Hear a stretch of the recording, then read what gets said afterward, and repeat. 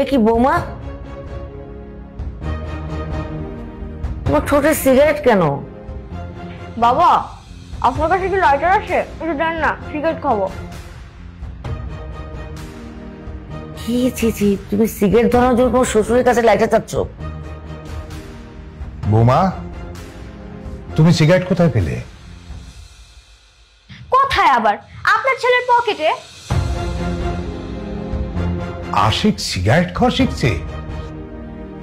Ashiq cigarette খাওয়া শুরু করেছে? খালি শুরু করে না, সে তো সকাল, দুপুর, বিকাল, সন্ধ্যা, মানে যখন ভালো লাগে সে তখনই খালি সিগারেট খায়। আর কি করে জানেন? আমাকে বলে দরজার সামনে দাঁড়িয়ে থাকতে, পাহারা দিতে। আমাকে তার পাহারাদার বানায় রাখছে, যেন কেউ গিয়ে না দেখে ফেলে যে সে সিগারেট খায়। আর কি বলছে জানেন? সিগারেট খেলে নাকি মাথায় যত সব টেনশন আছে সবকিছু চলে যায়। আমি ভাবতেছি 2 দিন পর যেহেতু আমার এক্সাম, আমার মাথায় এত বেশি চাপ বাবা, আমি তো আপনাকে বলেই বুঝাতে পারবো না। তাই ভাবলাম একটা সিগারেট খেয়ে ট্রাই করে দেখি, যদি আমার মাথার টেনশন গুলো চলে যায় আমার জন্য অনেক বেশি ভালো হবে। ওহ, আশিক, আশিক, এদিকে আয়। হ্যাঁ বাবা, দেখেছো? তুই কি সিগারেট খাওয়া শিখছিস? ছি বাবা, আস্তাগফিরুল্লাহ, কি যে বলো না। আমি তো সিগারেটের গন্ধ শুকতেই পারি না, নিতেই পারি না। আর সিগারেটের গন্ধ যদি আমার পেটে যায় আমার বমি চলে আসে বাবা, বুঝছো? ছুঁয়েই দেখো না, গন্ধই সহ্য করতে পারো না। তাহলে বৌমা তোর পকেট থেকে সিগারেট পেলো কিভাবে? আর তুই নাকি প্রতিদিন সিগারেট খাস।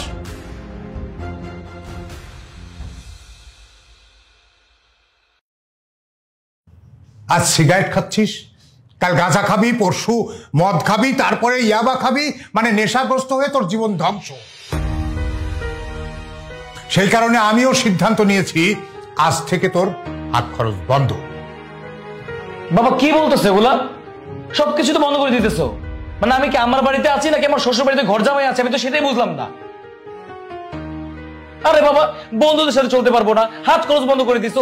দেখো বাবা, তুমি কিন্তু এসব করতে পারো না। হ্যাঁ আমি পারি, আমি সব পারি। দূর, এটা করা যাবে না, ওটা করা যাবে না। এটা কি ঘর নাকি জেলখানা? থাকবো না আমি, কাউকে আমার দরকার নেই। থাকো, তোমরাই থাকো।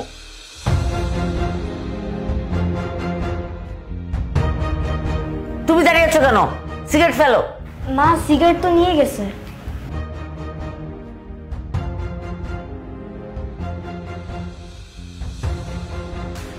ছেলেটা বাড়ি থেকে রাগ করে চলে গেল, তুমি ওকে যেতে দিলে কেন? আমার ছেলেকে আমি খুব ভালো করে চিনি, আমাকে চেনাতে হবে না। শোনো, বাস্তবতা আর কল্পনা এক জিনিস না। কোথায় যাবে? গেছে কোথায়? খুব বড় জোর হলে বন্ধু বান্ধবের কাছে যাক না, বন্ধু বান্ধব খাওয়া পড়ার দায়িত্ব নেবে। অত সস্তা না, পেটে যখন টান পড়বে তখন ঠিক চলে আসবে।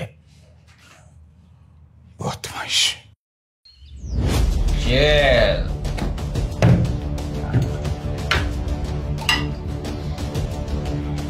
তাড়াতাড়ি।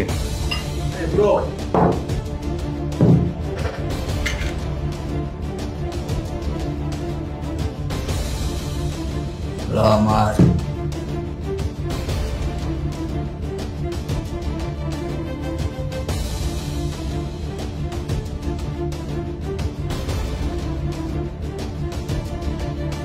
পিছিয়ে মেয়েরে বিয়ে করে আমার জীবনটা পুরো তেজ নাশ হয়ে গেছে। তার মায়ের মা, এটা কি লাইফ? হ্যাঁ, রাত্রেবেলা আইসক্রিম কিনে দিতে হইব, সকালবেলা স্কুলে লয়ে যেতে, স্কুল থেকে আমারই লয়ে যেতে। আবার কি করে জানো? প্রায় 2টা-3টার সময় আমার প্রস্রাব করতে লয়ে যেতে হইব, আমি না পিছনে ইস্যু করে দেবো। আরে কি আমি কামলা কাটবো নাকি? আমি বিয়ে করছি না? আমার জীবনটা পুরো শেষ হয়ে গেছে গা। আরে অলরেডি কি জানোস তুই? আমার বন্ধু বান্ধব বলে চলতে পারবো না, আমার খরচার টাকা দিব না। আর কি পাইছে? সমস্যাটা কি? বিয়ে করাইছি কি লাগে আমার ছেলে? কি আর করার মা, পিচ্ছে মেরে যত বিয়ে করছো অত্যাচার তো সহ্য করতে হবে। বউ?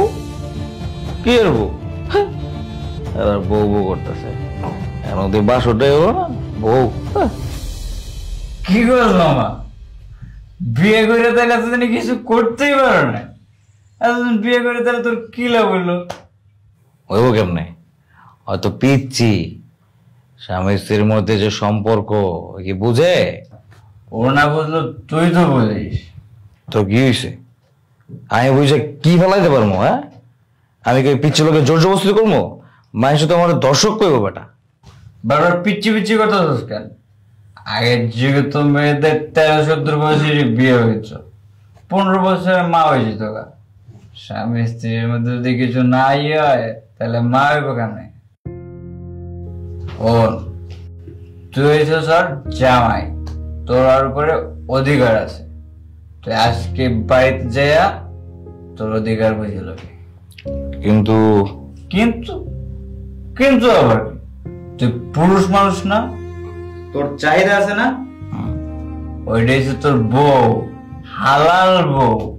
তুই বাড়িতে যে আজকেই তোর অধিকার বুঝে লবি, বুঝছস? যা ভাই যা।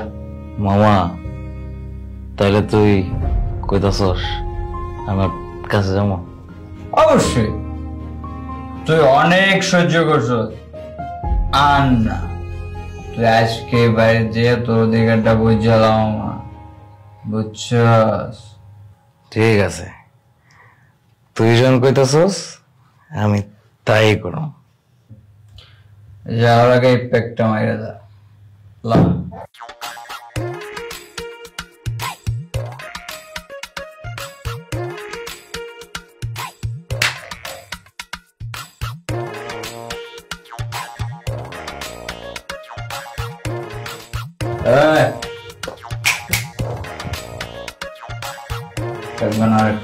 Okay, bro.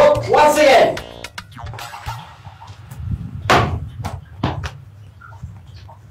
Hey, bro. Please.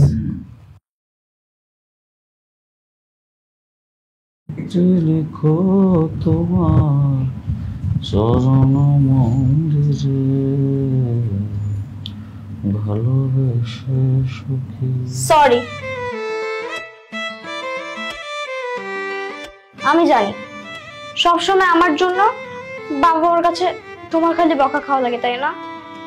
তুমি মনে হয় এর জন্য আমার উপর একটু রাগ করে আছো, কিন্তু তুমি আমার কথাটা বিশ্বাস করো, আমি কখনো ইচ্ছা করে এরকম কাজগুলো করি না।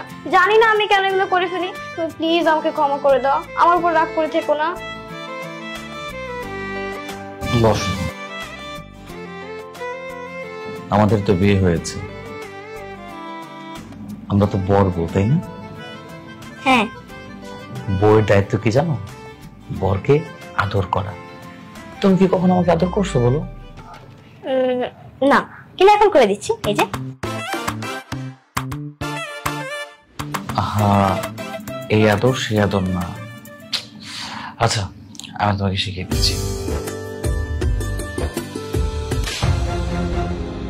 তুই এত বড় সাহস, তুই আমাকে হাত তুললি? আমার হাত ছাড়ো। ছাড়বো না। ছাড়ো। অনেক সহ্য করছি, আর নিতে পারতেছি না আমি।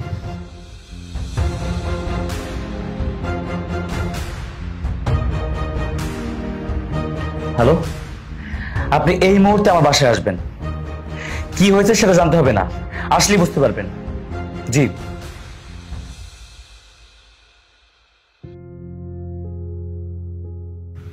বাবা। কিরে মা, তুই কেমন আছিস মা? আমি তো খুব ভালো আছি। তোমার কি এতদিন পর আমার কথা মনে পড়লো? না রে মা, তোর কথা আমার সব সময় মনে পড়ে মা। তাহলে তুমি কেন আমার সাথে দেখা করতে আসো না? শোন মা, মেয়ের শ্বশুর বাড়িতে সবসময় আসতে নেই রে মা। মেয়ের শ্বশুর বাড়িতে না আসলে এই বন্ধুর বাড়িতে তো আসতে পারিস নাকি? ও আচ্ছা, আপনি এসেছেন, যান আপনার মেয়েকে নিয়ে আপনার বাড়ি চলে যান। এই, এটা কোন ধরনের ব্যবহার? দেখো মা, এসবের মধ্যে তুমি কোনো কথা বলো না প্লিজ। বাবা, কি হয়েছে? নিতু কি কোনো দোষ করেছে বাবা? দোষ? ওকে বিয়ে করে আমার জীবনটা অতিষ্ঠ হয়ে গেছে। আপনি বুঝতে পারছেন? হ্যাঁ, আমি আমার জীবনে কোনো সুখ শান্তি পাচ্ছি না। আমার বাবার কথা না হয় বাদ দিন না, কিন্তু আপনি আপনি কিভাবে পারলেন আপনার ছোট মেয়েটাকে বিয়ে দিতে আমার সাথে? আপনার মাথায় কি কিছু নেই? শুনুন, আমি আপনাকে সাফ সাফ বলে দিচ্ছি, আপনার মেয়ের সাথে আমি সংসার করতে পারবো না। আমি ওকে ডিভোর্স দিব। বেয়াদব, ডিভোর্স দিবি? বেটা কি একটা ছেলে খেলা পেয়েছিস? তোর কাছে ফাজলামি মনে হয়? না, আমার কাছে কোনো ফাজলামি মনে হয় না, ফাজলামি তোমার কাছে মনে হচ্ছে। কি করছো তুমি? হ্যাঁ, একটা ছোট মেয়েকে আমাকে বিয়ে করে দিছো। তুমি বুঝতে পারতেছো এলাকার মানুষ জানলে কি হবে? বাল্য বিবাহে আমার সাথে তোমাদেরও থানায় নিয়ে যাবে। আমি আমার ডিসিশন জানিয়ে দিয়েছি, আমি এই মেয়ের সাথে সংসার করতে পারবো না। একে আমি আজকে ডিভোর্স দিব। বাবা, এই কাজ তুমি করো না বাবা, তাহলে আমার মেয়ের জীবনটা নষ্ট হয়ে যাবে বাবা। নষ্ট কথা বলছেন? এত অল্প বয়সে বিয়ে দিয়ে আপনি আপনার মেয়ের জীবনটাই নষ্ট করে ফেলেছেন, সাথে আমার জীবনটাও শেষ হয়ে গেছে। বাবা, নিতুর বিয়ে আমি বাধ্য হয়ে দিয়েছি বাবা। বাধ্য হয়ে দিয়েছেন মানে? তাহলে শোনো। আরে জামাল, তোর তো আজকাল দেখাই পাওয়া যায় না। তা আছিস কেমন? না রে, খুব একটা ভালো নেই। কি ব্যাপার? মনে হচ্ছে তোর মনটা খুব খারাপ। কোনো সমস্যা? হ্যাঁ, সমস্যা। নিতুকে ওর মামার বাড়ি রাখতে গিয়েছিলাম, ওর মামি বলল ওকে আর রাখতে পারবে না রে। কেন? ওকে ওর মামার বাড়িতে রাখতে গিয়েছিলি কেন? তোরা কি ঢাকার বাইরে যাচ্ছিস? না, ঢাকার বাইরে যাচ্ছি না। তাহলে? আচ্ছা শোন, যদি সত্যি কোনো সমস্যা হয়ে থাকে তাহলে এক কাজ কর, নিতু মামুনিকে আমার বাড়িতে কিছুদিনের জন্য রাখ। তুই আর ওকে কতদিন তোর বাসায় রাখবি? ওর একটা স্থায়ী জায়গা দরকার, যেখানে আমার মেয়েটা নিরাপদে থাকতে পারে। কেন? তোর মেয়ে তোর বাড়িতে নিরাপদ না? না, নিরাপদ না। জানিস, দেখ ওর সৎমা ওকে মেরে কি করেছে। হায় হায়। শুধু হাতে না, শরীরের বিভিন্ন জায়গায় ওকে মেরে ক্ষত করে ফেলেছে। বলিস কি? তোর নিজের বউ, ওর মা এই বাচ্চা মেয়েরে এইভাবে নির্যাতন করে? হ্যাঁ, নিতুর মা মারা যাবার পর আমি ভেবেছিলাম আমি তো সারাক্ষণ অফিসে থাকি, ওকে দেখাশোনা করার জন্য একজন মানুষ দরকার। তাই ভাবলাম আমি একটা বিয়ে করি। কিন্তু নিতুর মা ওকে দেখবে কি? ওর উপর সারাক্ষণ অত্যাচার করে। আমি যখন বাসায় না থাকি ওকে দিয়ে বাসার সব কাজ করায়। জানিস, আমি সারাক্ষণ ভয়ে ভয়ে থাকি ওর কখন কি হয় সেই চিন্তায়। তাই চিন্তা করলাম নিতুকে ওর মামার বাসায় দিয়ে আসি, কিন্তু ওর মামি ওকে রাখতে চাইল না। নিতুকে দেখার মতো তো আর কেউ নেই, তাই এখন বাড়িতে রাখারও সাহস পাচ্ছি না। ওর সৎমা ওর সাথে কখন কি আচরণ করে সেই ভয়টা আমার সারাক্ষণ কাজ করে। তাই এখন ভাবছি ওকে এতিমখানায় রেখে আসি, আর বাসা থেকে এতিমখানাতে ওই ভালো থাকবে। না না বাবা, প্লিজ তুমি আমাকে এতিমখানা দিয়ে এসো না, আমার ওইখানে একটু ভালো লাগবে না। প্লিজ বাবা, তুমি একটু বোঝার চেষ্টা করো না, আমি যাবো না। কিন্তু মা, তুই যদি বাসায় থাকিস তাহলে তো তোর সৎমা তোকে আরো বেশি অত্যাচার করবে রে মা। না না, এতিমখানায় থাকার দরকার নাই। আমি থাকতে তোর মেয়ে এতিমখানায় থাকবে কেন? দরকার হলে আমি আমার ছেলের সাথে নিতুর বিয়ে দিয়ে আমার বাড়িতে বউ হিসাবে রাখবো। তুই এগুলি কি বলছিস? আমার নিতুর তো মাত্র 13 বছর বয়স। তাতে সমস্যা কি? শোন, আমার বাবা যখন আমার মাকে বিয়ে করে তখন আমার মায়ের বয়স ছিল 13 বছর। নিতুমাকে আমার ছেলের সঙ্গে শুধু বিয়ে দিয়ে বৌমা না, আমার মেয়ের মতো করে রাখবে।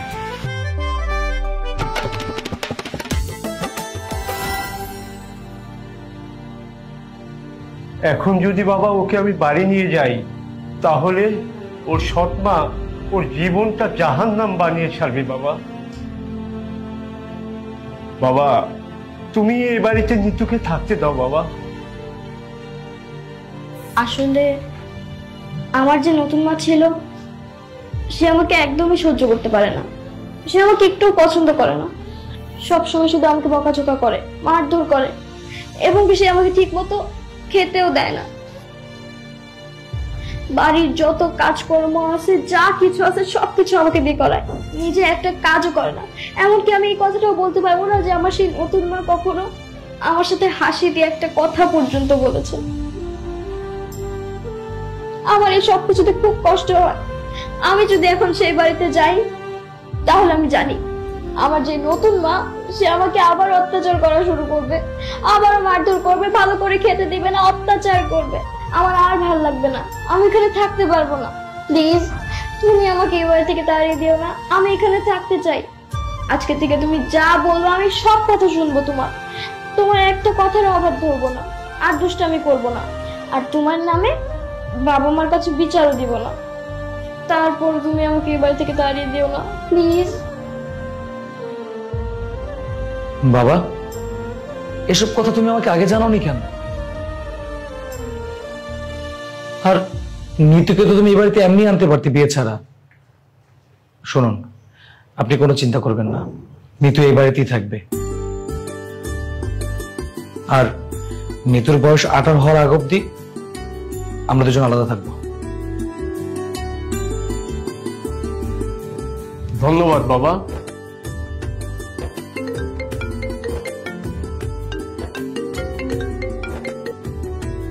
হ্যাঁ হ্যাঁ, ঠিক আছে ঠিক আছে, আমি আসতেছি। বন্ধু, তাহলে আমি আজকে আসি রে বন্ধু। মা, তাহলে আমি যাই? ঠিক আছে, আবার আসবে কিন্তু। অবশ্যই আসবো মা, ভালো থাকিস মা।